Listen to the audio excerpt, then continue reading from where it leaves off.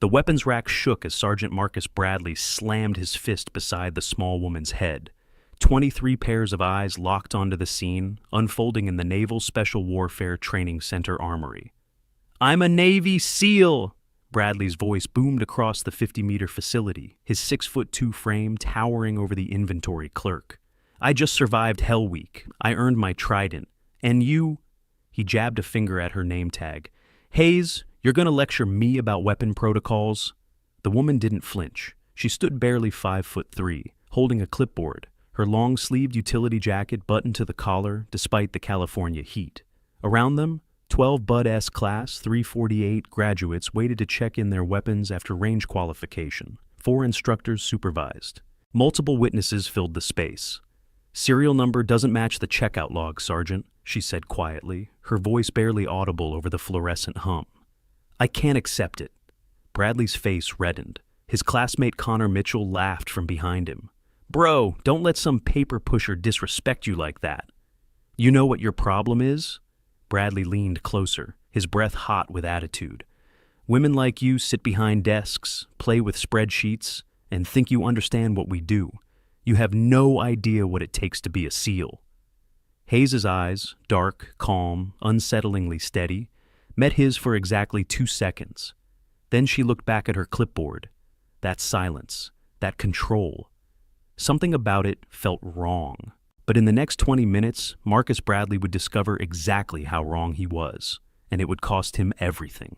Hayes turned back to her inventory station, her movements deliberate and unhurried. The fluorescent lights hummed overhead, casting harsh shadows across rows of weapons racks. M4 carbines, MK18s, HK416s, each one cataloged, each one accounted for.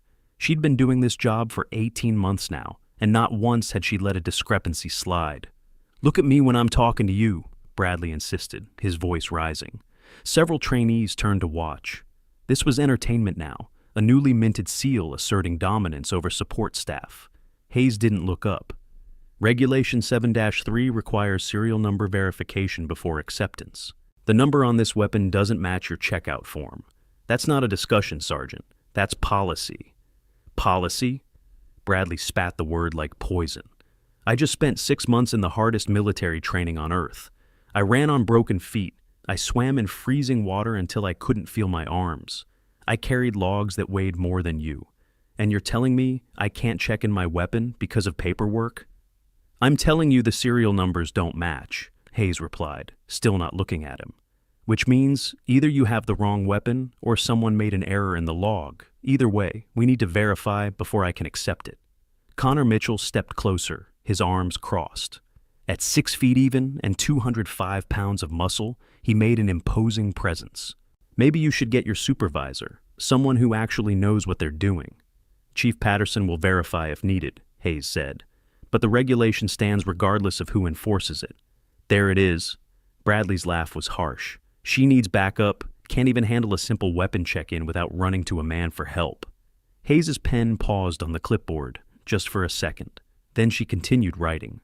Across the armory, Master Chief Thomas Morrison stood near the maintenance benches, ostensibly reviewing cleaning supplies, but his eyes tracked the confrontation with a practiced awareness of someone who'd spent 30 years reading threat assessments.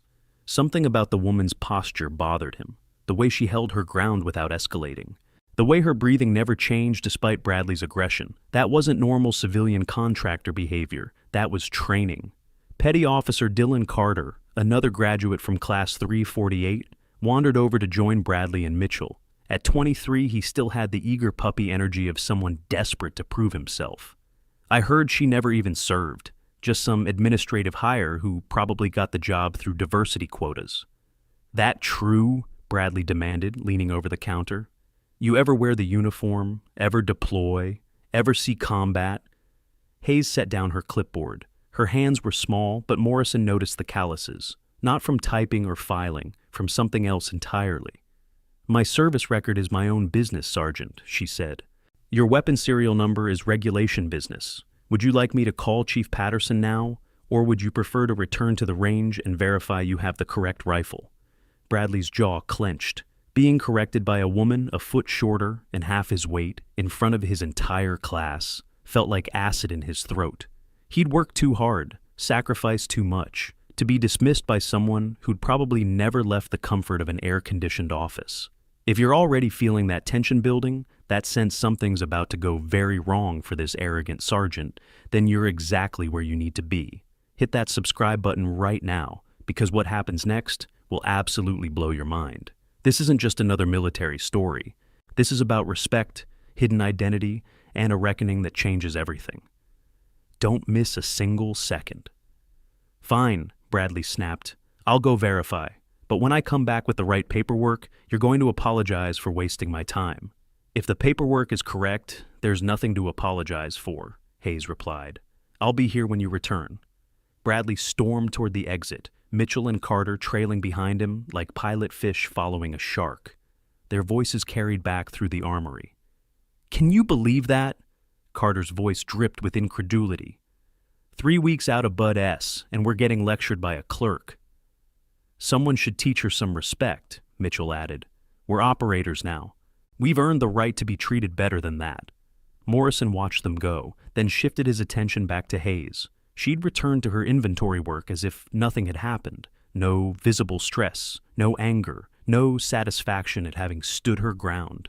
Just calm, methodical documentation. He'd seen that kind of emotional control before, but never in a GS-7 government contractor.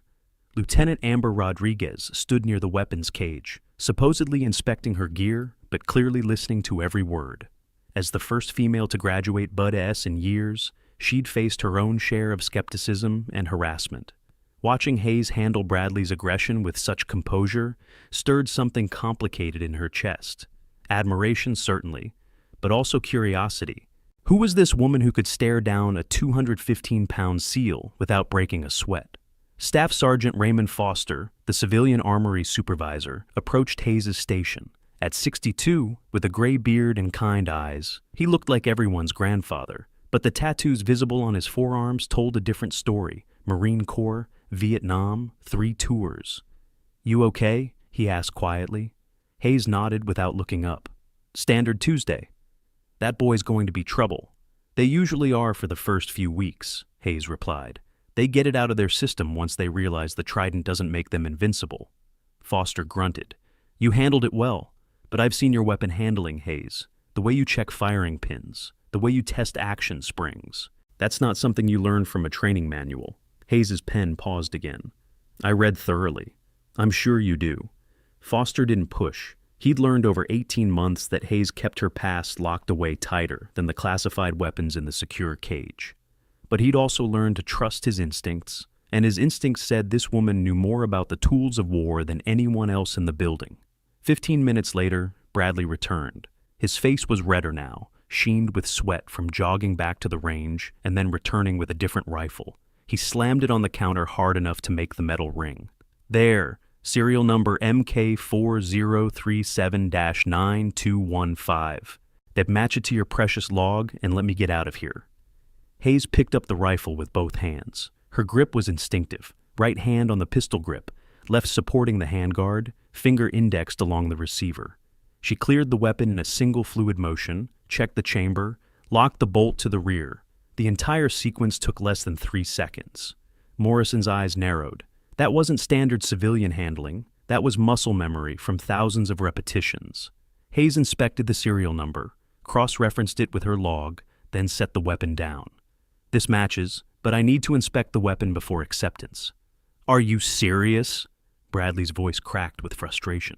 It's the same rifle I checked out this morning. Nothing's changed. Policy requires inspection upon return, Hayes said. She removed the magazine, verified it was empty, then began field-checking the weapon. Her hands moved with practiced efficiency. Buttstock, lower receiver, upper receiver, bolt carrier group. She paused at the bolt carrier group. Her finger traced along the firing pin, then she lifted the weapon slightly, angling it toward the light.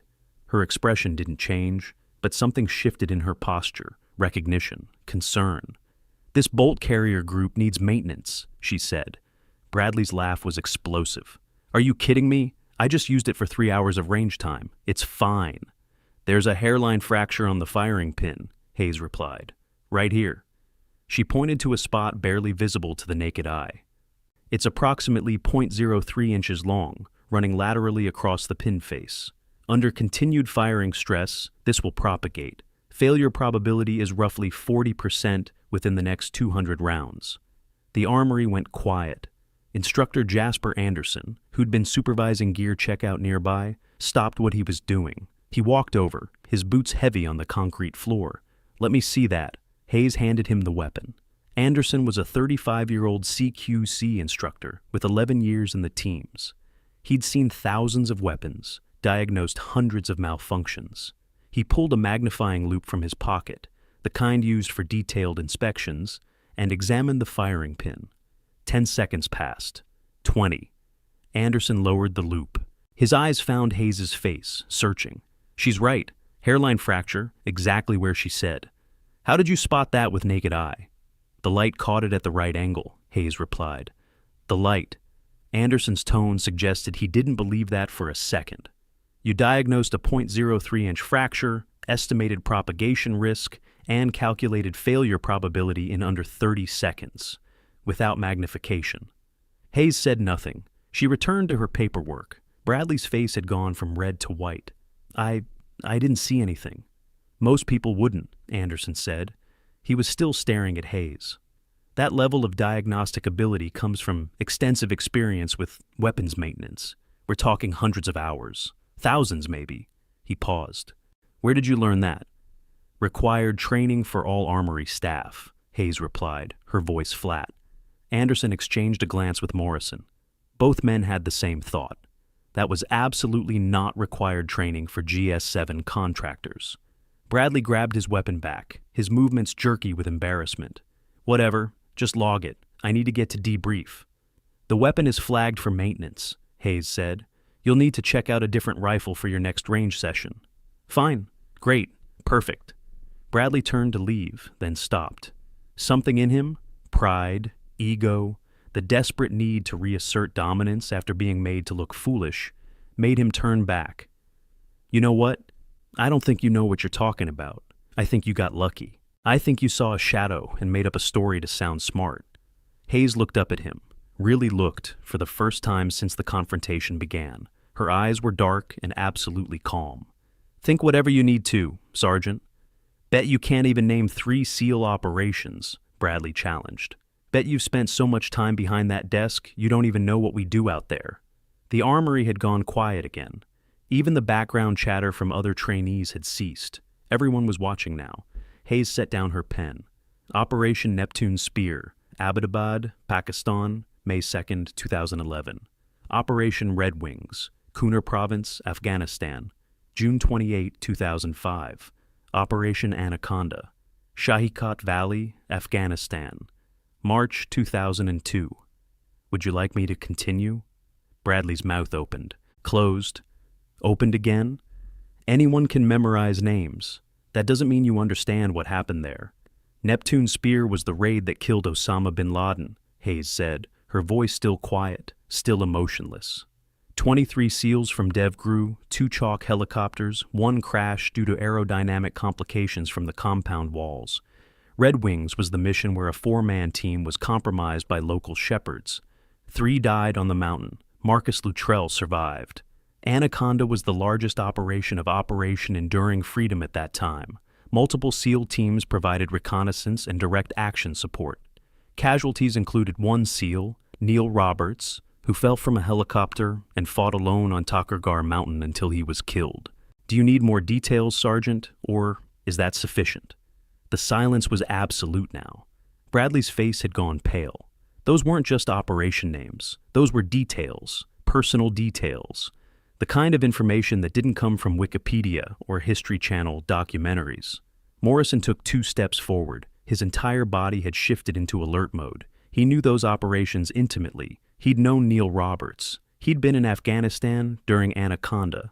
And the way Hayes recited those details, with the kind of flat, emotionless precision that came from mission briefings rather than historical research, set off every alarm bell in his head. "Where did you learn that?" Morrison asked, his voice carrying command weight. Hayes looked at him, and for just a moment, something flickered in her eyes. Recognition? Assessment. The look of one operator evaluating another. Then it was gone. I read extensively, she said. Reading doesn't give you that level of operational detail, Morrison replied. I was there for Anaconda. What you just described isn't in any public record.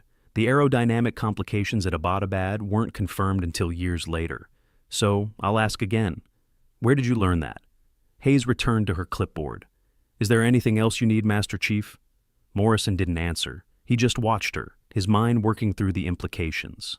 Small woman, quiet, unassuming. Working a low-level government job in an armory, but with weapons expertise that exceeded most active-duty personnel and operational knowledge that shouldn't be accessible to civilians. The pieces didn't fit, unless... He shook his head. No. That was impossible. Chief Edward Patterson arrived then, summoned by Bradley earlier to verify the serial number issue. At 42, with 20 years in naval special warfare, he carried himself with the easy confidence of someone who'd earned his place.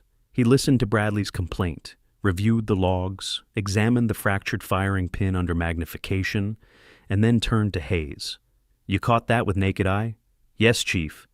How long you been doing this job? 18 months. Patterson grunted. I've been around weapons for 20 years. I wouldn't have caught that fracture without magnification. You've got a good eye. Thank you, Chief. Where'd you serve? Hayes's pen paused on the clipboard. The question hung in the air like smoke. Every eye in the armory was on her now, waiting for the answer. I didn't say I served, Hayes replied carefully. You didn't have to, Patterson said. The way you handle weapons, the way you clear them, the operational knowledge. You've got training, so I'll ask directly. What was your MOS? Hayes met his gaze. For 3 seconds, neither spoke. Then she looked back at her paperwork.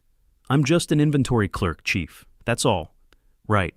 Patterson didn't believe her for a second, but he also recognized a wall when he saw one. Well, your diagnosis was correct. Bradley, you're cleared to go. Hayes, flag that weapon for armory maintenance. I'll handle the paperwork. Bradley grabbed his gear and left without another word. Mitchell and Carter followed, their voices carrying back. That was weird, Carter muttered. She got lucky, Mitchell replied. Lucky guess on the fracture, lucky knowledge of those operations. Probably studied up to impress people. But Bradley said nothing. He was thinking about the way Hayes had looked at him, that absolute calm, that complete lack of fear or uncertainty.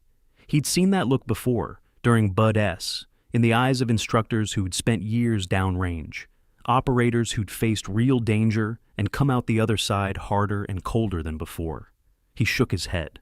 No way. She was just a clerk, just a woman working a desk job. The alternative was too improbable to consider. The inventory system Hayes used wasn't some basic spreadsheet.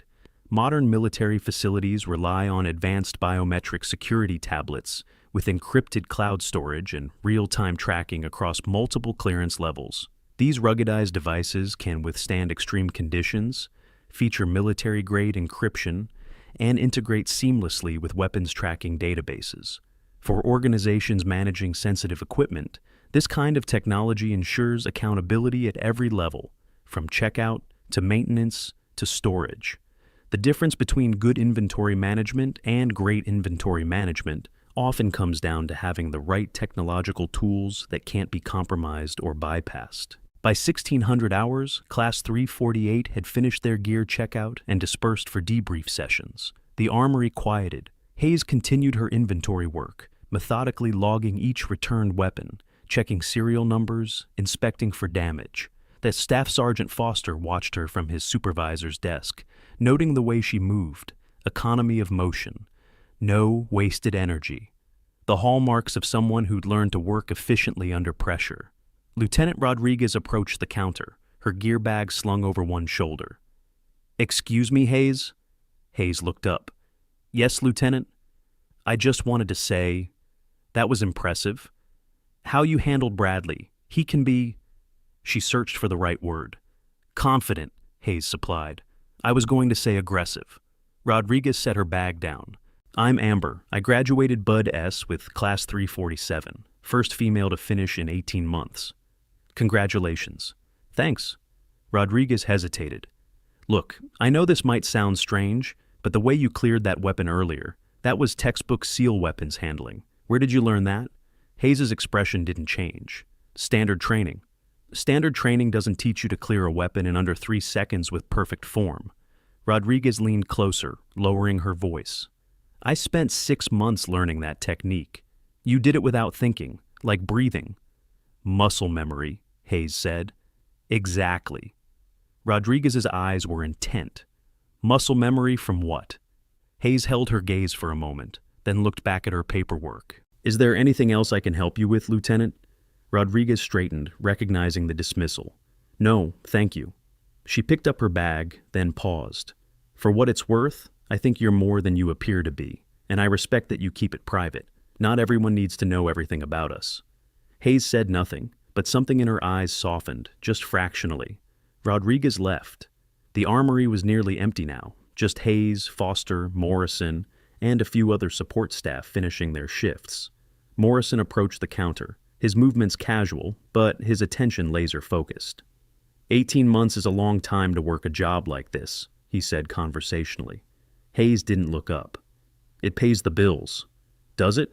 Morrison leaned against the counter. GS7 salary isn't much, especially not in San Diego. Seems like someone with your skill set could do better.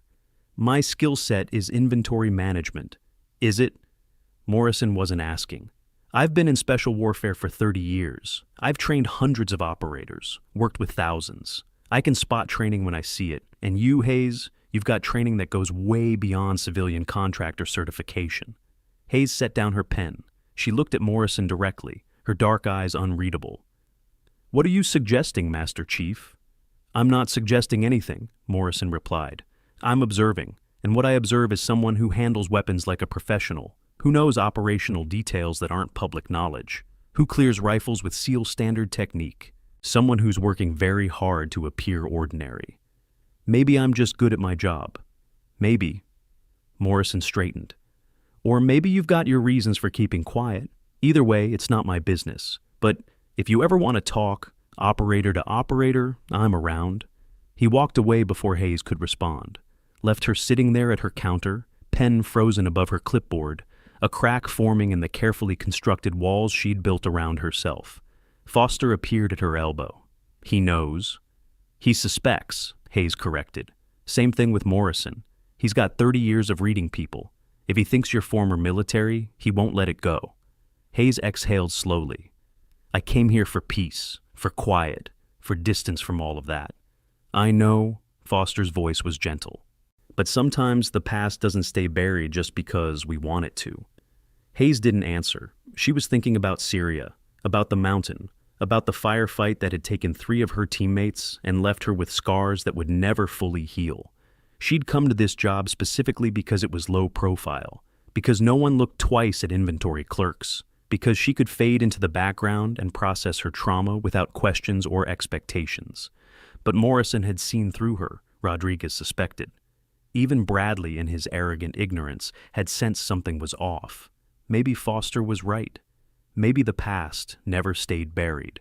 The next morning, Hayes arrived at the armory at 0700 hours, her usual time. The facility was quiet, most personnel still at morning PT. She went through her opening checklist: security system, lighting, climate control for the weapons storage. Everything normal, everything routine. Then Bradley walked in. He wasn't alone. Mitchell and Carter flanked him, along with 2 other graduates from Class 348. All 5 wore the cocky swagger of men who'd recently achieved something difficult and were still drunk on their own accomplishment. Morning, Hayes, Bradley said, his voice dripping false courtesy. Sleep well? Hayes looked up from her inventory tablet. Can I help you, Sergeant? Yeah, actually. Bradley approached the counter. My buddies and I were talking last night about how you schooled me on SEAL operations, how you knew all those details, and we got curious. Curious about what? Hayes's voice remained flat, professional. About where someone learns that kind of information, Mitchell interjected. Because Bradley's right, that's not common knowledge. So either you've got some kind of insider connection or... He trailed off meaningfully. Or, Hayes prompted, or you're lying, Carter finished, making stuff up to sound impressive. Hayes set down her tablet. The information I provided yesterday is publicly available to anyone who researches military history. If you'd like to verify it, I can recommend several books and documentaries. We did verify it, Bradley said. He pulled out his phone, scrolled through something, then turned the screen toward her. Everything you said was accurate, too accurate, which made us wonder, how does a civilian contractor know details that took us hours of research to confirm? I'm thorough in my work, Hayes replied. Thorough. Bradley laughed. Right. Or maybe you've got a military background you're hiding. Maybe you washed out of some training program and ended up here. Maybe you're one of those stolen valor types who pretends to be something they're not. The accusation hung in the air. Several other personnel had entered the armory now, drawn by the raised voices, Morrison among them. He stood near the maintenance benches, arms crossed, watching the confrontation with narrowed eyes. Hayes's expression didn't change. I've never claimed to be military personnel, Sergeant. I'm an inventory clerk, that's all. Prove it, Mitchell demanded. Show us your DD-2 for Steen. Show us you never served. I don't need to prove anything to you. Because you can't, Carter jumped in.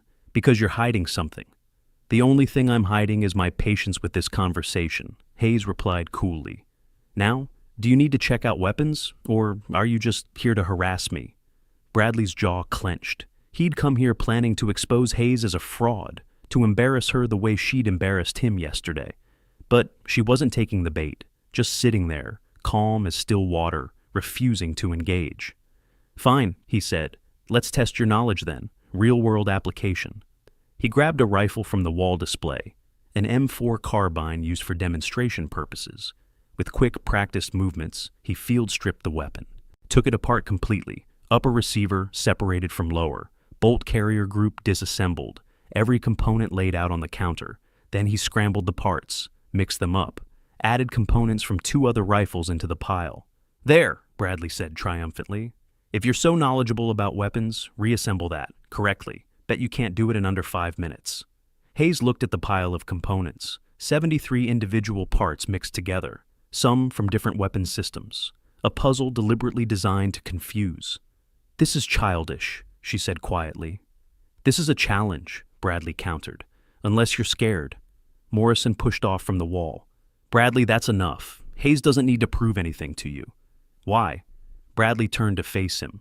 You defending her, Master Chief? Why? She's just a clerk, just a civilian, unless there's something we don't know. The implication was clear. Morrison was white knighting for a woman who didn't deserve it. Morrison's eyes went cold. Watch your tone, Sergeant. I'm just asking questions, Bradley replied. Isn't that what we're trained to do? Question anomalies? Hayes here is definitely an anomaly. She knows too much, does too much, acts too confident for someone in her position. So either she's got a background she's hiding or... He shrugged. Well, we already covered the alternatives. Hayes stood up. The movement was sudden enough to catch everyone's attention. She looked at the pile of scrambled weapon components, then at Bradley. 2 minutes, she said quietly. What? I'll reassemble that weapon in 2 minutes. Not 5, 2. But when I do, you leave me alone. No more challenges, no more questions, no more harassment. Agreed? Bradley's grin was feral. Agreed. But when you fail, and you will fail, you admit you've been faking this whole knowledgeable act. Deal? Hayes extended her hand. Bradley shook it, his grip deliberately crushing. Hayes didn't flinch. Deal, she said. Chief Patterson, would you time this? Patterson had entered during the commotion. He looked at Morrison, who gave a slight nod. Whatever was about to happen, they both wanted to see it. 2 minutes on my mark, Patterson said, pulling out his phone's stopwatch. Ready? Hayes rolled up her sleeves. The movement revealed her forearms for the first time. They were lean, corded with muscle, marked with small scars, burn marks, cut marks. The kind of scars that came from hard training and harder experience. Morrison's eyes locked on those scars. His breath caught. Ready? Hayes said. Mark, Patterson called. Hayes' hands moved like lightning. She sorted the components by weapon system first. M4 parts in one pile, M16 parts in another. Spare components to the side. 5 seconds. Then she started assembling. Lower receiver first. Trigger group installed. Magazine catch. Bolt catch. Upper receiver next. Barrel assembly. Handguard. Charging handle. Each movement precise. economical, practiced. No wasted motion, no hesitation. 30 seconds. She installed the bolt carrier group, her fingers moving with the kind of speed that only came from thousands of repetitions. Gas tube aligned, forward assist installed, dust cover attached, rear sight mounted. 60 seconds. She attached the buttstock, secured it, then performed a functions check. Trigger pull, bolt release, safety selector, everything operating smoothly. She press-checked the chamber, verified the headspace, tested the magazine well. 90 seconds, final inspections. She verified every pin, every spring, every component was correctly installed and properly tensioned, held the completed rifle up to the light, checked the alignment, ensured the weapon was combat ready. "Time," she said. Patterson looked at his stopwatch. His face had gone pale. 1 minute, 43 seconds. The armory was silent. Absolutely silent. 20 people stood frozen, staring at Hayes like she'd just performed magic. Bradley's mouth hung open. That's impossible. Nobody can reassemble a weapon that fast. Not from a scrambled pile. She just did," Morrison interrupted. His voice was quiet but carried absolute authority. "And I know exactly one group of people who can perform at that speed." Hayes set the rifle down carefully. Her breathing hadn't changed. No sweat, no strain. She'd just completed a task in 103 seconds that would take most trained soldiers 5 to 10 minutes, and she looked like she'd been folding laundry. "Who?" Bradley demanded, turning to Morrison. "Who can do that?" Morrison didn't answer. He was staring at Hayes's forearms, at the scars, at the particular pattern of burn marks that formed a distinctive shape. He'd seen those marks before, on operators who'd been in close proximity to explosive breaches, on teammates who'd stacked on doors during raids, on people who'd spent years doing direct action work in the most dangerous places on Earth. "Hayes," Morrison said quietly, "where did you get those scars?" Hayes pulled her sleeves back down, covering her forearms. "Workplace accidents." "Those aren't workplace accidents." Morrison's voice was steady but insistent. "Those are breach burns from explosive door charges. I've seen them 100 times. On my teammates, on people who've done real work. So, I'll ask one more time. Where did you get those scars?" Hayes met his eyes. For a long moment, neither spoke. The air between them was charged with understanding. One operator to another. One warrior to another. The kind of recognition that transcended words. Then Hayes looked away. "I need to get back to work." "Hayes, please, Master Chief." Her voice was quiet but firm. "I came here for peace, for distance. Let me have that." Morrison hesitated. Every instinct told him to push, to demand answers, to confirm what he already suspected. But he'd been in the teams long enough to recognize trauma when he saw it. The way Hayes held herself, the careful control, the desperate need for normalcy. She was healing from something bad, and pushing her now might break whatever fragile recovery she'd managed to build. "Okay," he said finally. "Okay." Bradley wasn't satisfied. "Wait, what just happened? Master Chief, what are you saying? What are those scars from?" "Drop it, Bradley," Morrison ordered. "But," I said drop it. Morrison's voice carried command authority now, the kind of voice that ended discussions. "Hayes's personal history is her own business. She completed your challenge. You agreed to leave her alone. Honor that agreement." Bradley's face flushed red. He'd been outmaneuvered, outperformed, and now he was being ordered to back down. His ego screamed for retaliation, for vindication, for some way to reassert dominance. But Morrison's glare left no room for argument. Bradley grabbed his gear and stormed out, Mitchell and Carter following. The other trainees dispersed quickly, sensing the tension. Only Rodriguez remained. She approached the counter slowly, her eyes on Hayes's covered forearms. "I know those scars," Rodriguez said quietly. "I saw them during advanced training, on instructors who'd been downrange, who'd done real work." She paused. "You're one of us, aren't you?" Hayes didn't answer. She just returned to her inventory tablet, her hands steady despite the emotional turbulence beneath her calm surface. Rodriguez nodded, understanding the silence for the answer it was. "I won't say anything, but thank you for showing me it's possible, for proving that someone like me can make it in this world." She left before Hayes could respond. The armory emptied out, leaving only Hayes, Foster, and the echo of everything that had just transpired. Foster approached quietly. "That was impressive and dangerous. You just showed them skills that civilian contractors don't have." "I know," Hayes said quietly. "They're going to ask questions. Morrison already suspects. Rodriguez has figured it out. Even Bradley, for all his arrogance, knows something doesn't add up." "I know," Hayes repeated. "So, what are you going to do?" Hayes looked up at him, and for the first time since he'd known her, Foster saw genuine fear in her eyes. Not fear of violence, not fear of exposure, fear of something deeper, fear of being dragged back into a world she'd fought so hard to escape. "I don't know," she admitted. "I honestly don't know." When military personnel transition to civilian roles after service, many don't realize they're eligible for specialized financial planning services designed specifically for veterans. These programs offer preferential rates on investment portfolios, retirement planning that accounts for military pensions and benefits, and insurance policies tailored to service-related health conditions. Veterans with combat experience or medical retirements often qualify for additional benefits that civilian financial advisors might miss.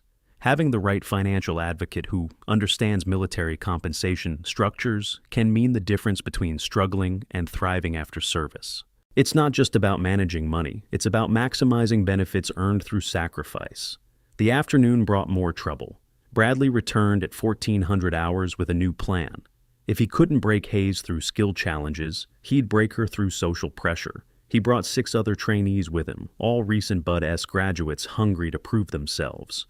"We've been talking," Bradley announced, his voice carrying across the armory. "And we think it's unfair that someone with your talents is stuck in an inventory clerk position. You clearly have advanced knowledge, maybe even military experience. So, we want to help you." Hayes looked up warily. "Help me how?" "By recommending you for a better position," Mitchell said, stepping forward. "Something more suited to your skill set, maybe working directly with the teams, training support, technical advisor, something where your expertise would be appreciated." It sounded generous. It wasn't. Hayes could read the subtext clearly. Force her into a higher profile position where her background would be scrutinized, where questions would be mandatory, where she'd have to produce credentials and service records. "I'm satisfied with my current position," Hayes said. "Are you, though?" Carter pressed. "Because from where we're standing, it looks like you're hiding, like you're scared of something." "I'm not scared of anything," Hayes replied, her voice hardening slightly. "I chose this position because it fits my needs, that's all." "Your needs," Bradley repeated mockingly. "What needs? To hide behind a desk? To pretend you're less than what you are? That's cowardice, Hayes. That's—" He reached across the counter to grab her tablet, trying to force her to engage. It was a mistake. Hayes's reaction was instantaneous and devastating. Her hand shot out, intercepted Bradley's wrist mid-reach, applied pressure to a specific nerve cluster. Bradley gasped, his fingers spasming open. Hayes maintained the hold for exactly 2 seconds, long enough to stop him, not long enough to cause real injury, then released him and stepped back. The entire sequence took less than a heartbeat. Bradley cradled his wrist, shock and pain warring on his face. "What the... How did you—" "Don't touch my equipment," Hayes said quietly. "And don't touch me." Morrison, who'd been watching from across the room, was now moving forward. "Bradley, what part of leave her alone was unclear?" "She attacked me," Bradley protested. "You all saw it? She just—" "You reached across the counter and tried to grab her property," Morrison interrupted. "She defended herself, appropriately, with minimal force, exactly the kind of measured response we teach in CQC training." He paused meaningfully. "The kind of response that requires extensive training to execute properly." Bradley's eyes widened as the implication sank in. That nerve strike, that precision, that control. Those weren't techniques a civilian learned from self-defense classes. Those were operator-level skills. "Who are you?" Bradley whispered, staring at Hayes. "Who are you, really?" Hayes's expression was carefully blank. "I'm an inventory clerk. That's all you need to know." "That's not an answer. It's the only answer you're getting." Hayes's voice was steel now. "I've been patient with you, Sergeant Bradley. More patient than you deserve. But my patience has limits. You've challenged me, tested me, accused me, and I've accommodated all of it. But I'm done now. You will check out your weapons, follow regulations, and treat me with professional courtesy. Or you will deal with my supervisor and then with base security. Is that clear? Bradley opened his mouth to argue, but Morrison cut him off. Crystal clear, right, Bradley? Bradley glared at both of them, his jaw working with suppressed rage. Then he turned and stormed out, his entourage following. Morrison approached the counter. You handled that well. I shouldn't have reacted, Hayes said quietly. I should have let him take the tablet, let security deal with it. You defended yourself. There's no shame in that. There is when it reveals things I'm trying to keep hidden. Hayes's voice was tight with frustration. Every time I react, every time I show a skill, I expose myself a little more. Eventually, there won't be any walls left. Morrison leaned on the counter, his voice dropping to a confidential level. Can I be honest with you? Hayes nodded warily. I know who you are, Morrison said. Or at least, I know what you are. The scars, the skills, the knowledge, the way you move. I've spent 30 years around operators. I can recognize one when I see one. And you, Hayes, you're definitely an operator. Or you were. Hayes's hands clenched on the counter. Master Chief, I'm not going to push you, Morrison interrupted gently. I'm not going to demand answers or force you to reveal things you're not ready to share. But I want you to know something. Whatever you're running from, whatever happened that made you hide in a GS7 position instead of using your actual skills, it doesn't change the fact that you're one of us, and we take care of our own. Hayes's eyes burned. She blinked rapidly, fighting back the emotion. Thank you, she managed. If you ever want to talk, operator to operator, not Master Chief to contractor, I'm here. No judgment, no pressure, just an ear. And maybe some understanding. Hayes nodded, not trusting her voice. Morrison straightened. For what it's worth, I think what you're doing is incredibly brave, harder than going into combat. You're fighting your own demons in the hardest way possible, by staying still, by choosing peace over action. Not many operators can do that. He walked away, leaving Hayes standing at her counter with tears threatening to fall for the first time in 18 months. You're probably thinking, there's no way this gets more intense. But trust me, you haven't seen anything yet. Smash that like button if you're on the edge of your seat, because the next reveal is going to leave you speechless. Stay locked in. The truth is closer than you think. The situation escalated the next day. Bradley had spent the evening stewing in humiliation, anger, and wounded pride. He'd shared his experience with other recent graduates, embellishing Hayes's response into a full-scale attack. By morning, rumors were spreading through the base. The civilian inventory clerk had assaulted a SEAL, had used unauthorized techniques, was claiming military expertise she didn't have. Captain Charlotte Hendricks, the training center commander, summoned Hayes to her office at 0900 hours. Hayes walked through the administrative building with mounting dread. This was it. The exposure she'd been avoiding. The questions she couldn't answer without revealing everything. Hendricks was 48, with gray-streaked hair pulled into a tight bun and the sharp eyes of someone who'd spent 25 years navigating military bureaucracy. She gestured to a chair across from her desk. Sit, Ms. Hayes. Hayes sat, her posture perfect, her hands folded in her lap. Years of military bearing weren't easily forgotten. Hendricks studied her for a long moment. I've received a complaint from Sergeant Bradley. He alleges that you used excessive force during an altercation yesterday, that you struck him without provocation. He's demanding your termination. I defended myself when he attempted to grab my equipment, Hayes replied calmly. I used minimal necessary force to stop him. The entire incident was witnessed by Master Chief Morrison and multiple other personnel. I know, I've already interviewed them. Hendricks leaned back in her chair. The consensus is that you acted appropriately. Bradley was out of line. He's been counseled, and the complaint has been dismissed. She paused. But that's not why I called you here. Hayes' stomach tightened. Ma'am? I pulled your personnel file, Hendricks continued. Standard procedure for any incident involving use of force. And you know what I found. Almost nothing. Your file is remarkably sparse. Previous employment history vague. References minimal. Education credentials unremarkable. For someone who supposedly worked in inventory management for 10 years before joining us, you have surprisingly little documentation. Hayes said nothing. What could she say? Then I noticed something interesting, Hendricks continued. Your file has a classification tag, Level 3 restricted access. That's unusual for a GS7 contractor. In fact, it's unprecedented. So I used my clearance to dig deeper. She pulled out a folder, set it on the desk between them. Want to tell me what I found? Hayes's heart hammered. Ma'am, redacted service record, Hendricks interrupted. Heavily redacted. Dates of service, 2002 to 2016. Branch Navy, specialty, classified. Deployments, classified. Awards, classified. Medical discharge, 2016, Syria Theater of Operations. Disability rating, 40%, physical and psychological. Clearance level, top secret, GRSCI, with special compartmented access to programs I don't even have clearance to know about. The silence in the office was deafening. Hendricks closed the folder.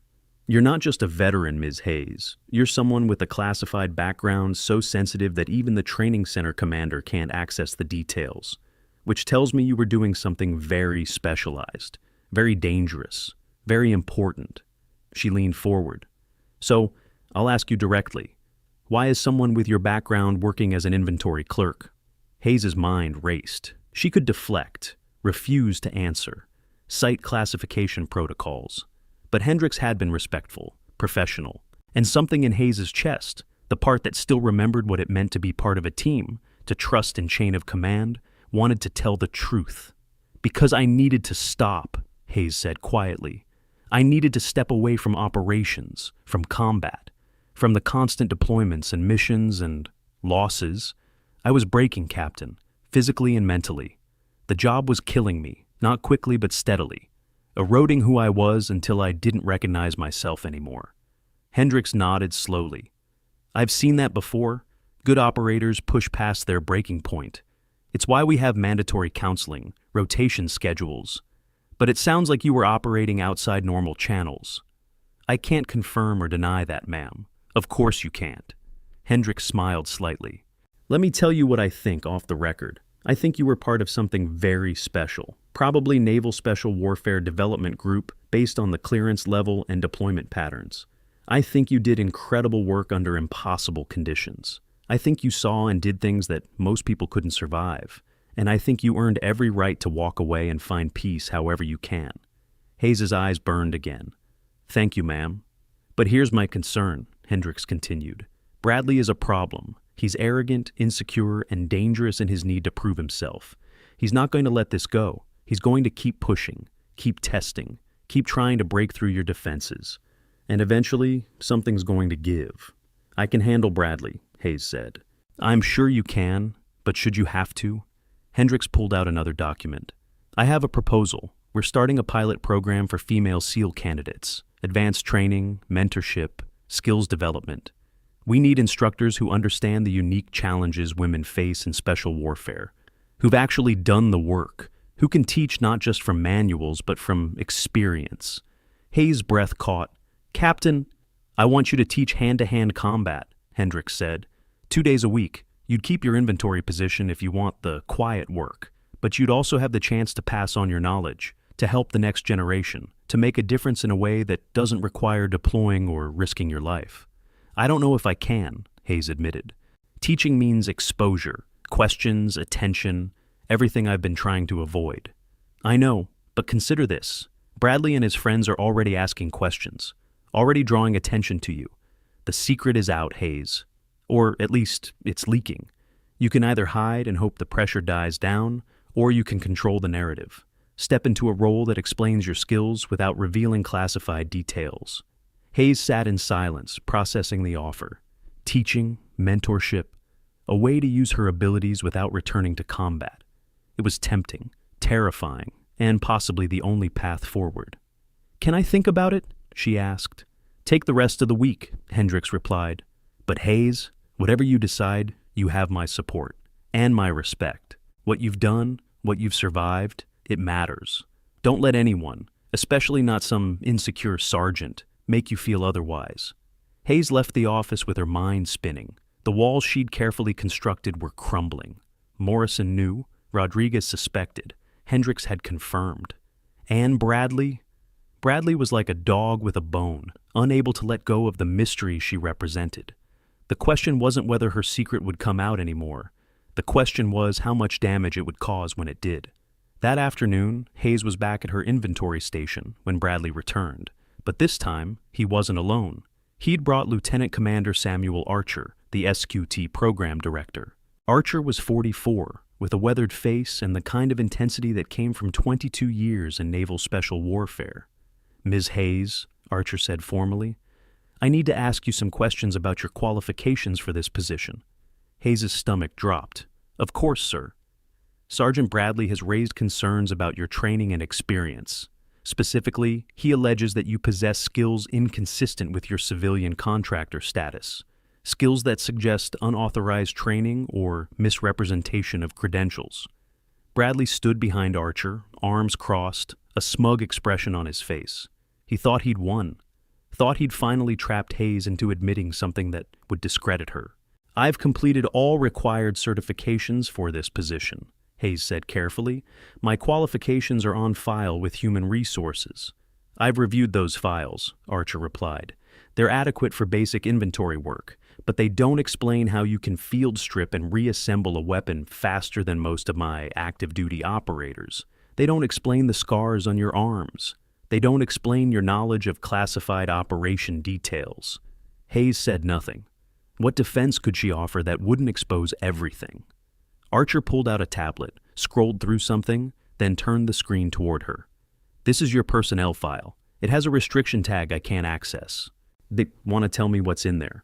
"I don't have access to classified portions of my own file, sir," Hayes replied. "You'd need to request that information through proper channels." "I did," Archer said, "this morning, and you know what I was told?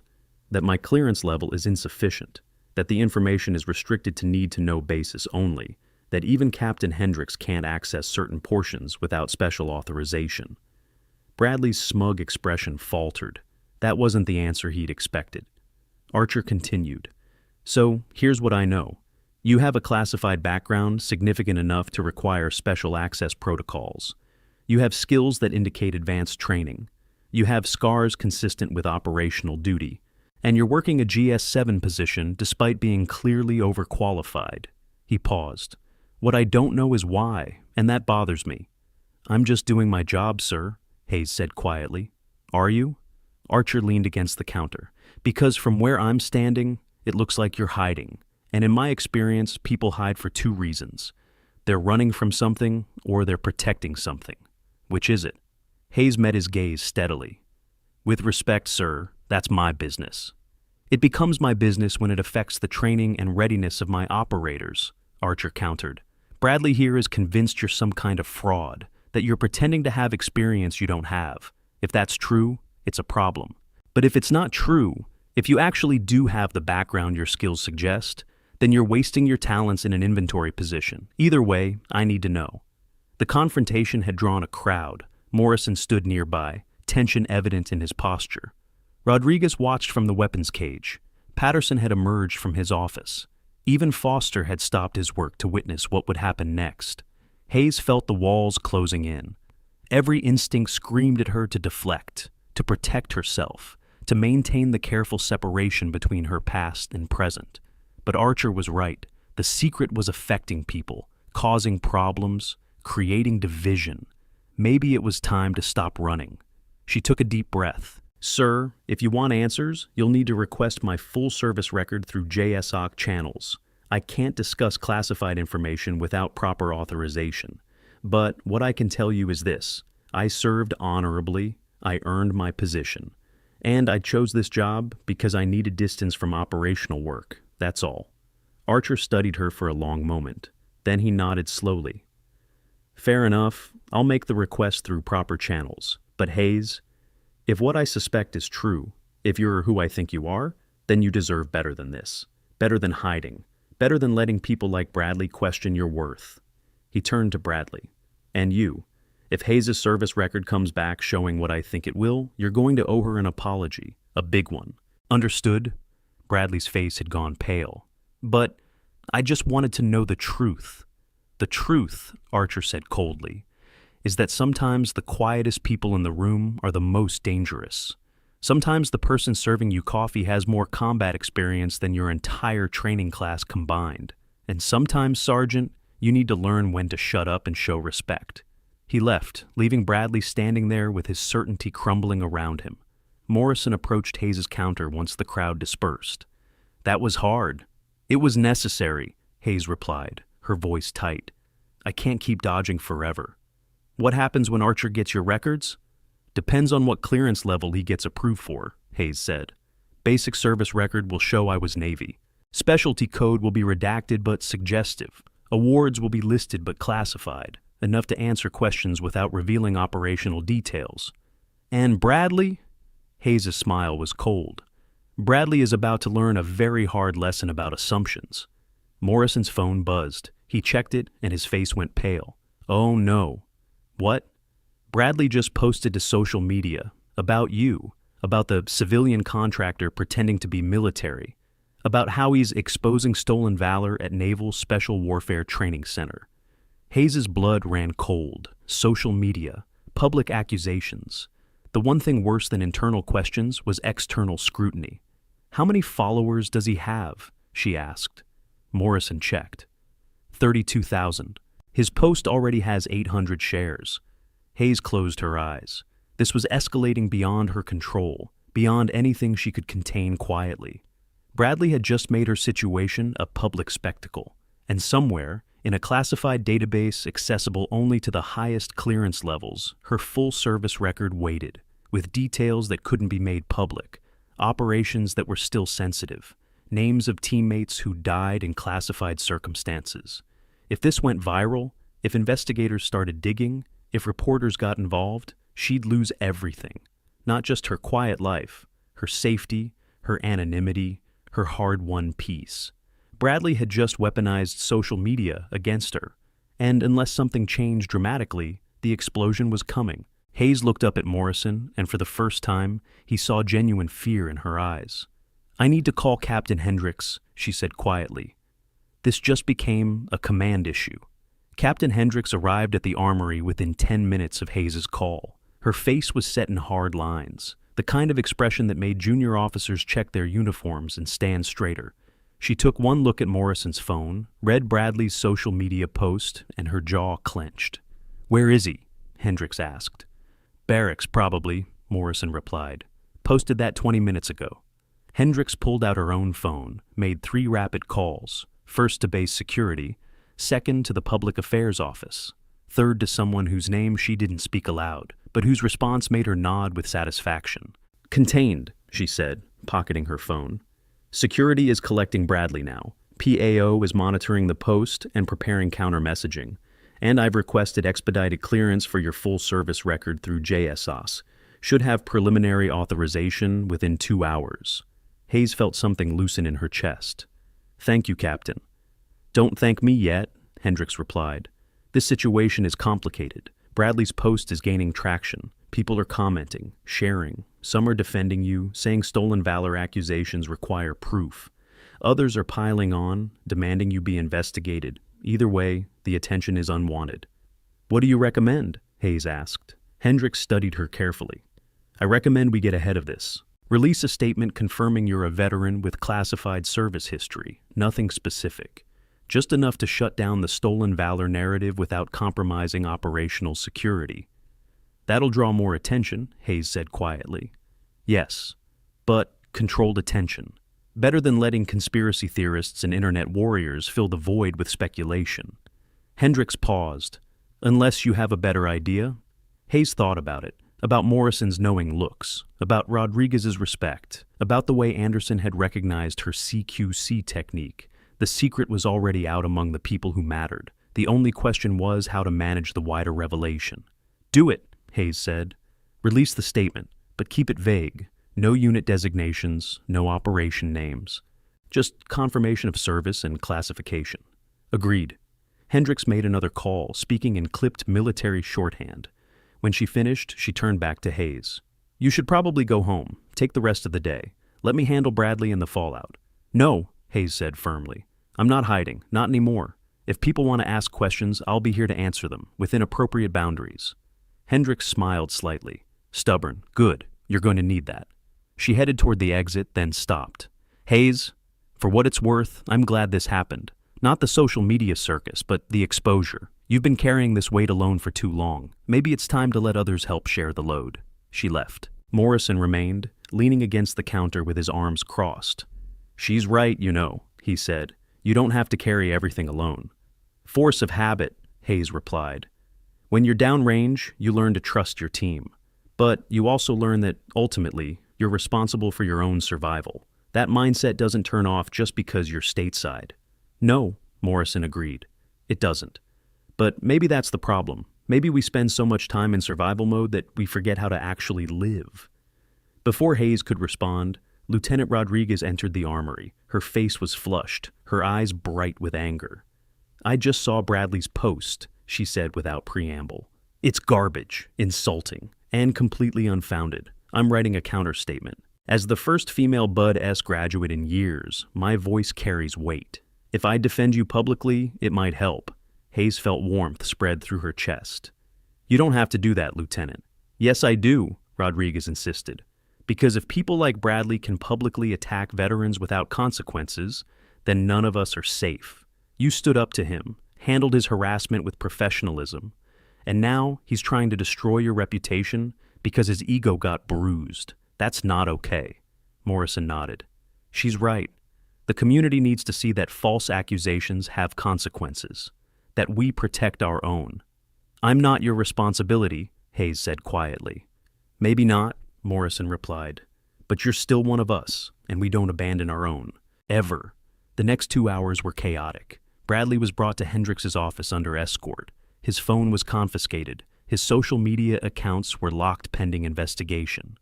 The post remained up. Deletion would look like admission of wrongdoing. But the base public affairs office released a statement. Regarding recent social media posts, Ms. Willow Hayes is a veteran with a classified service record. Due to operational security concerns, details of her service cannot be disclosed. Allegations of stolen valor are unfounded and taken seriously. The matter is under review by appropriate authorities. The statement was deliberately vague. It confirmed nothing specific but shut down the stolen valor narrative. Comments on Bradley's post shifted. People who'd been attacking Hayes started questioning, defending. Some deleted their comments entirely, but the damage was done. Hayes' name was now associated with controversy, with questions, with mystery. Her quiet anonymity was shattered. Right now, your heart should be pounding because you know something huge is about to drop. If you're dying to see Bradley's face when reality hits him, hit that notification bell so you never miss moments like this. The reveal is coming, and it's going to be absolutely devastating. By 1500 hours, Lieutenant Commander Archer returned with a folder. His expression was unreadable as he entered the armory and approached Hayes' station. Morrison, Rodriguez, and several other personnel had remained nearby, a silent show of support. Ms. Hayes, Archer said formally, I've received authorization to review portions of your service record. May we speak privately? Anything you have to say can be said in front of Master Chief Morrison, Hayes replied. He's already put most of it together. Archer glanced at Morrison, who nodded confirmation. Very well. He opened the folder. Senior Chief Petty Officer Willow Hayes, retired, E8, 14 years active service, 2002 to 2016, specialty, Naval Special Warfare, DevGru assignment. Deployments classified, operations classified, but confirmed participation in high-value target missions across multiple theaters. Awards include Navy Cross, 2 Purple Hearts, Bronze Star with Valor Device, and multiple classified commendations. The armory went absolutely silent. Archer continued, his voice carrying across the space. Medical retirement 2016 following injuries sustained during classified operations in Syria. Disability rating 40% for combined physical and psychological trauma. Current clearance. Top secret SSCI with special access to compartmented programs. He closed the folder and looked at Hayes with something approaching awe. You're not just a SEAL, you're DevGru, Tier 1, the absolute top of Naval Special Warfare. And you've been working as an inventory clerk for 18 months. Hayes' expression remained neutral. It's honest work, sir. It's beneath you, Archer replied. Way beneath you. Do you have any idea how rare your experience is? How valuable? There are maybe 200 active DevGru operators at any given time. You're one of the few women who've ever made it to that level, and you're organizing weapons inventory. I needed the break, Hayes said quietly. I needed to step back from operations, to heal. This job gave me that. Archer studied her for a long moment. Then he did something unexpected. He came to attention and rendered a full military salute. Senior Chief, he said formally, on behalf of Naval Special Warfare, thank you for your service, and I apologize for not recognizing you sooner. Hayes stood, returned the salute. Thank you, sir. Morrison followed suit. Then Rodriguez. Then every service member in the armory snapped to attention and saluted. Hayes stood there, surrounded by respect and recognition, her carefully constructed walls completely demolished. When the moment passed and everyone relaxed, Archer turned to Morrison. Where's Bradley? Captain's office under guard. Good. Archer's voice went cold. He just accused a Navy Cross recipient of stolen valor on social media. That's not just unprofessional, that's career-ending.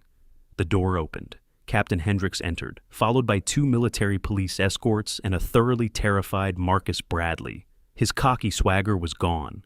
His face was pale, his hands shaking slightly. He looked like a man staring at the ruins of everything he'd worked for.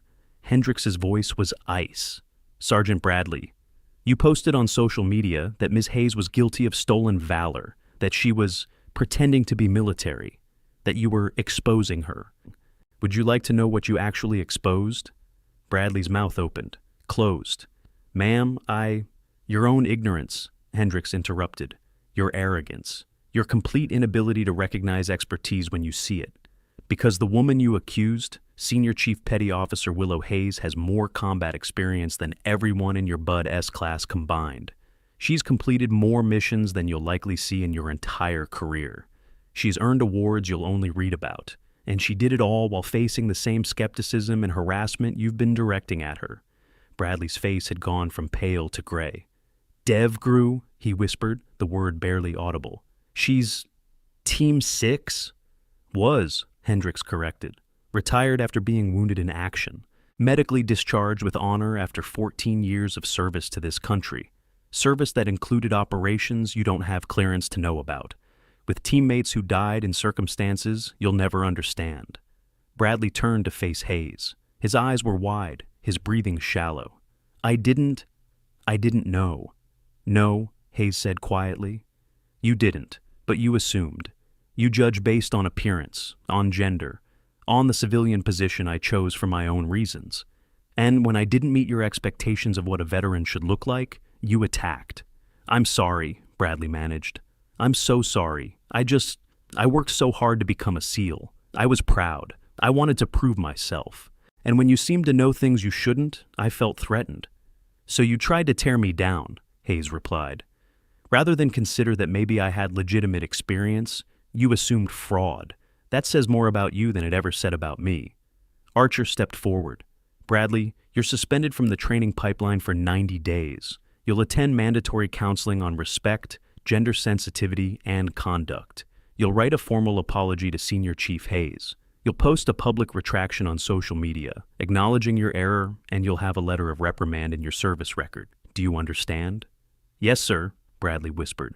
More importantly, Archer continued, you need to understand why this matters. The teams operate on trust, on respect, on the ability to see past surface details to recognize capability and character. You failed that test completely. You let ego and insecurity override judgment. That makes you a liability, and we don't deploy liabilities. Bradley's face crumpled. Sir, does this mean I won't make it to a team? That depends entirely on you, Archer replied. If you learn from this, if you grow, if you prove you can set aside your biases and work with anyone capable, regardless of what they look like or where they come from, then maybe you'll get another chance. But that's a long road from here. He gestured to the MPs. Escort Sergeant Bradley back to his barracks. He's restricted to base pending completion of counseling requirements. Bradley was led away. As he passed Hayes, he stopped. Senior Chief, I really am sorry for everything. Hayes nodded once. Learn from it, Sergeant. Be better. When Bradley was gone, the tension in the armory finally broke. People exhaled, moved, started talking in low voices. The crisis had passed, but the aftermath remained. Rodriguez approached Hayes, her eyes shining. Navy Cross, Dev Gru, 14 years. You're a legend. I'm a retired operator trying to find peace, Hayes corrected gently. Legends are for people who died. I'm just trying to live. But you could teach us so much, Rodriguez insisted. About tactics, about missions, about what it really takes to operate at that level. Captain Hendricks already made that offer, Hayes said. Hand-to-hand combat instructor. 2 days a week. Are you going to take it?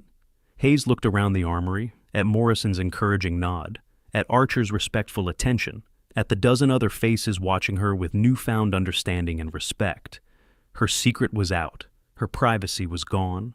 But maybe that wasn't entirely bad. Maybe hiding had been protection, but also prison. Yes, Hayes said finally. Yes, I'll take it, on one condition. Name it, Hendricks said. I keep the inventory position too. I still need the quiet work, the routine, the distance from operational tempo. Teaching part-time is one thing. Returning to full-time military intensity is another. Done, Hendricks agreed. You'll teach Tuesday and Thursday mornings. Combat fundamentals, advanced techniques, whatever you think the candidates need to know. The rest of the time, this station is yours. Hayes felt something shift in her chest. Acceptance, relief, maybe even the first hints of hope that she could integrate her past with her present instead of keeping them forever separate. Military conduct violations and service record marks can have lasting impacts on career advancement and veteran benefits. When facing disciplinary action, service members have the right to legal representation from attorneys who specialize in military justice under the Uniform Code of Military Justice. These legal experts understand Article 15's courts-martial procedures and how to protect service records from permanent damage. Even seemingly minor infractions can affect security clearances, promotion opportunities, and post-service employment. Veterans and active duty personnel facing any conduct review should know their rights and options before accepting any punishment or entering statements into official records. The rest of the week passed in a blur. Bradley's social media post was taken down after he posted a public apology acknowledging his error and confirming Hayes' legitimate service. The story made some military news sites.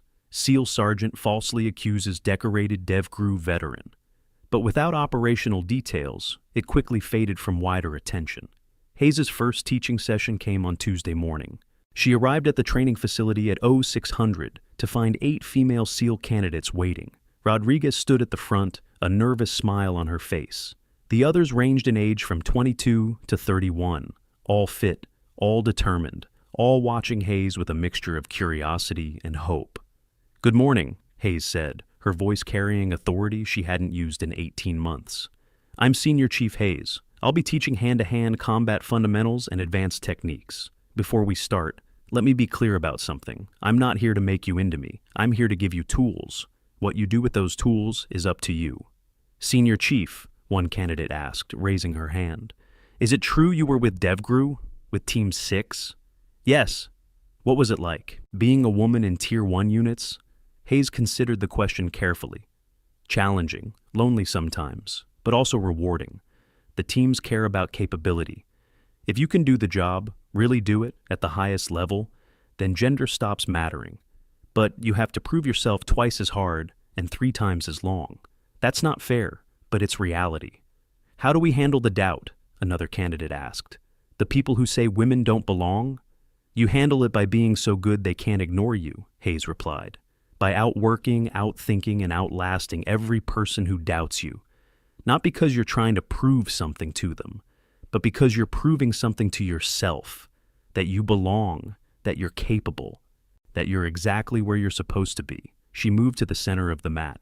"Now, let's begin. First principle of CQC. Size doesn't matter as much as technique. Strength doesn't matter as much as positioning. The biggest person in the room isn't always the most dangerous. The most dangerous person is the one who knows exactly where to apply force for maximum effect." She spent the next 2 hours teaching basic strikes, pressure points, joint manipulations, defensive techniques. The candidates absorbed everything, their movements becoming sharper, more confident. Rodriguez particularly excelled, her Bud-S training giving her a solid foundation to build on. During a water break, Rodriguez approached Hayes privately. "Thank you for doing this, for agreeing to teach. Some of us were starting to wonder if we'd made a mistake, if we really belonged here. But seeing you, knowing what you've accomplished, it makes the impossible feel possible." "It is possible," Hayes assured her. "I'm proof. But so are you. You graduated Bud-S. That alone puts you in the top fraction of 1% of people on Earth. Don't ever let anyone make you forget that." The week progressed. Hayes settled into her dual role, instructor twice a week, inventory clerk the rest of the time. Morrison often stopped by to observe her classes, offering feedback and encouragement. Archer visited once, watching Hayes demonstrate advanced disarm techniques with professional appreciation. But the real change came on Friday afternoon. Hayes was finishing her inventory shift when her phone vibrated. She pulled it out, expecting a routine message. Instead, she found an encrypted text from an unlisted number. Her blood ran cold. The message read, "Beacon active, Syria survivor confirmed, extraction, window 72 HRS. JSOC." Hayes's hands shook. Syria, the mission that had ended her career. The operation where she'd lost 3 teammates, where she'd been wounded, where she'd watched good people die in circumstances she couldn't prevent. They'd told her everyone was dead, her whole team, compromised during a classified raid. She'd barely made it out, carrying wounds that required months of surgery and years of physical therapy. The survivor's guilt had nearly destroyed her. She'd spent countless nights wondering if she could have done something different, saved someone, changed the outcome. And now this message, a survivor, someone who'd made it, someone who'd been alive all this time while she grieved. A second message arrived. Survivor identity, redacted. Location, Damascus safe house, injured, asking for you by name. Hayes stared at her phone. Damascus, Syria. The country was still unstable, still dangerous. Going back meant returning to the operational world she'd fought so hard to escape. It meant risking everything she'd built here, her teaching position, her quiet life, her hard-won peace. But someone from her team was alive, and they needed her. A third message: "You are only operator with clearance and trust. Survivor will only extract with you. Decision required, 12 HRS. Hayes looked up to find Morrison watching her. He must have seen her expression change when the messages arrived. "Bad news?" he asked. "Complicated news," Hayes replied. She hesitated, then showed him the messages. He had clearance. He'd understand. Morrison read them, his face going pale. "Syria survivor, from your team. The one you thought was KIA. "I don't know who it is," Hayes said. "The identity is redacted. Could be anyone. Team leader, medic, support. Someone I trained with, someone I trusted." Her voice cracked slightly. "Someone I mourned. What are you going to do?" Hayes looked back at the training center, at the place where she'd finally found some measure of stability, at the life she'd carefully reconstructed from the ruins of her operational career. Going back to Syria meant risking all of it, but leaving a teammate behind, especially one who'd survived against impossible odds for 8 years, was unthinkable. "I don't know," she admitted. "I thought I was done, thought I'd left that life behind completely. But now you're being called back," Morrison finished, "because some missions never end, some bonds never break, and some people like us, can't walk away when teammates need us." Hayes' phone buzzed again. Another message. "Ghost Unit 7 authorization. Mission parameters. Covert extraction. Low visibility. No official support. Volunteer basis only." Ghost Unit 7. Hayes had heard rumors. A unit that didn't officially exist. That operated in denied areas with no backup and no acknowledgement. The kind of work that made DevGru operations look conventional by comparison. "They're asking you to go dark," Morrison said, reading over her shoulder. "No support, no official recognition. If something goes wrong, they'll disavow everything." "I know. And you're considering it anyway. Wouldn't you?" Hayes looked at him. "If someone from your team survived, if they'd been alone for 8 years, if they asked for you specifically, wouldn't you go?" Morrison was quiet for a long moment. Then he nodded. Yes, I would. Because that's what we do. We don't leave people behind. Ever. Hayes made her decision. She opened the encrypted app on her phone and typed, "Identity confirmation required. Sending secure protocol questions." The response came within seconds. A series of questions only her team would know. Personal details from training, inside jokes from deployments, operational specifics that weren't in any official record. Hayes answered each one, waited, her heart hammering. The final response arrived. "Confirmed. It's really me. I thought you were dead too. Please come. I don't trust anyone else." Hayes closed her eyes. It was real. Someone had survived. 8 years of hiding. 8 years of thinking they were alone. 8 years of hell. She looked up at Morrison. "I have to go." "I know. This might end my teaching position. Captain Hendricks might not hold it for me if I disappear on an unauthorized mission." "Or she might," Morrison replied. "Because she understands what it means to serve, what it means to honor bonds that transcend regulations and official channels." He paused. "Want me to talk to her?" "Would you?" "Already planning to." Morrison put a hand on her shoulder. "You're doing the right thing, hard thing, dangerous thing, but right. Your team needs you, and you need to know you didn't leave anyone behind." Hayes felt tears threatening. She blinked them back. "Thank you, Master Chief." "Call me Thomas," Morrison said with a slight smile. "We're past formalities." Hayes returned the smile, then looked back at her phone. She typed, "Mission accepted. Provide extraction, coordinates, and timeline. I'm coming for you." The response was immediate. Coordinates transmitted. Window opens 2300 local. You have 72 hours. "Thank you. Thank you. I knew you'd come." Hayes exhaled slowly. 72 hours. 3 days to prepare, deploy, extract, and return. If everything went perfectly, which it never did, she might make it back before anyone realized she was gone.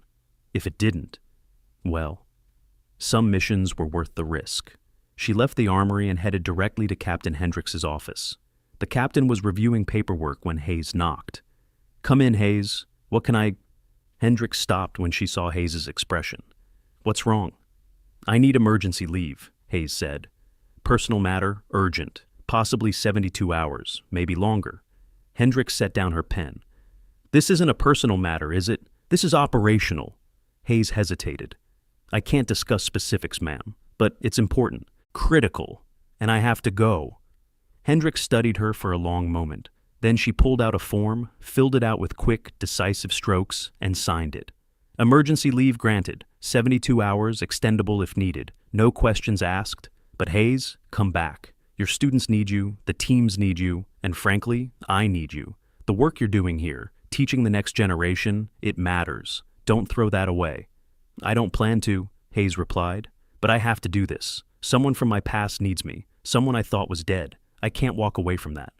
"I know." Hendricks handed her the leave form. "I was operational too, back in the day. Intelligence work, different community, same bonds. If one of my old team reached out, I'd go too. Officially or not." She stood, extended her hand. "Good luck, Senior Chief, and stay safe." Hayes shook her hand, feeling the weight of trust and understanding in the grip. "Thank you, ma'am." She left the office and returned to her apartment. The place was sparse. She'd never bothered to fully furnish it, but it had everything she needed. She pulled a bag from the closet, the kind of bag that could disappear into crowds or blend into operational environments. She packed efficiently: dark clothing, medical supplies, communication equipment, cash in multiple currencies, identification documents for 3 different aliases. From a locked safe hidden behind a false panel, she withdrew items she'd hoped never to use again: a tactical knife, a compact pistol with suppressor, encrypted communication devices, and buried at the bottom, wrapped in cloth, a challenge coin, DevGru, gold trident on black background. She held it for a moment, remembering the teammates who'd carried identical coins, the ones who hadn't made it home. If one of them was alive, waiting in Damascus, then every risk was justified. Her phone buzzed. "Morrison, Hendricks briefed me. I've got support resources if you need them. Off book, no questions, just say the word." Hayes typed back, "Thank you. I'll let you know." Another message, this time from Rodriguez. Heard you're taking emergency leave. Everything okay? We'll miss you in class, but we'll be here when you get back. Hayes smiled despite the tension. Personal matter. Be back soon. Keep practicing that joint lock sequence. Rodriguez. Will do. Stay safe, Senior Chief. Hayes finished packing, checked her routes, confirmed her connections. By 2300 hours, she'd be on a transport arranged through JSOC's covert channels. By tomorrow night, she'd be in Damascus. And 72 hours from now, if everything went according to plan, she'd have her teammate back. She sat on her bed, holding the challenge coin, thinking about the mission, about Syria, about the firefight that had taken her team, about the survivor who'd endured 8 years alone, about what it meant to return to the world she'd tried so hard to leave behind. Her phone vibrated one last time. The encrypted line, transport confirmed, staging point, classified, mission briefing en route. One more thing. Survivor says to tell you, Iron Shadow remembers the mountain. Does that mean something to you? Hayes' breath caught. Iron Shadow, the mountain, code phrases from her last mission. The operation where everything went wrong, where her team leader was alive, Captain Elijah Harrison, 38 years old, 15 years in special operations, the best tactical mind Hayes had ever worked with, the man who'd trained her, protected her, pushed her to be better than she thought possible. She'd seen him take multiple hits during the firefight, seen him go down, assumed he was KIA when she was extracted, but he'd survived, somehow, against impossible odds, and he'd been waiting, hiding, enduring, for 8 years. Hayes typed with shaking hands. Iron Shadow. Confirmed. Message received. I'm coming. Hold on. Response. Always knew you would. See you soon. Wolf Echo. Wolf Echo, her call sign, the one only her team knew. The confirmation was absolute. Hayes stood, shouldered her bag, and walked out of her apartment. The quiet life she'd built was paused, perhaps forever. But some debts could never be repaid, only honored. Some bonds could never be broken, only tested. And some missions, no matter how long delayed, still demanded completion. She drove to the staging point, merged into the operational world she'd left behind, and let the familiar rhythms of mission preparation wash over her. The fear was still there, the trauma, the scars. But underneath it all, something else emerged. Purpose.